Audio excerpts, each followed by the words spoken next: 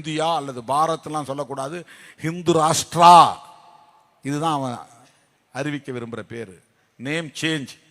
நாம் ராமசாமிங்கிற பேரை தொல்காப்பியன்னு மாற்றினோம். ராமசாமினாலே அதில் இந்து அடையாளம் வந்துடுது. ராமா, ராமர், அது வந்துடுது. தொல்காப்பியன், அதில் எந்த கடவுள் பேரும் கிடையாது. கடவுள் பேர் கிடையாது. நாம் அப்படி பேரை மாற்றுறோம், மதசார்பற்ற பெயர். அந்த பேர்லேயே பாருங்க மதசார்பின்மை இருக்கு. திருமாவளவன் அப்படிங்கிறதுல மதம் கிடையாது, தமிழ் தான் இருக்கு.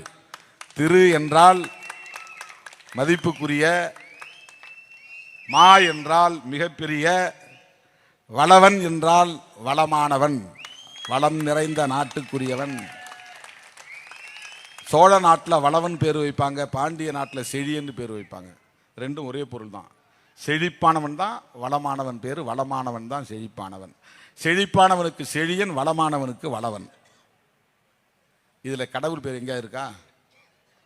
சில பேர் திருமால் வளவம், அதுதான் கடவுள் பேர். திருமால் தான் கடவுளாயிடுறாரு, அது மதம் சார்ந்த பெயர். திருமா வளவன் அப்படின்னா அது தமிழ் பெயர்.